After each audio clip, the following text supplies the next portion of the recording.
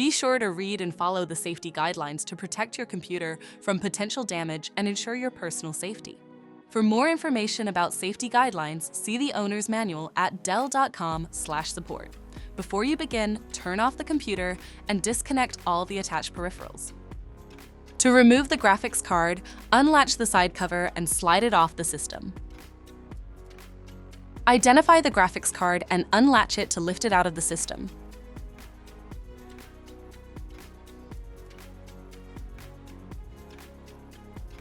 To reinstall the graphics card, place it back in the system and relatch it.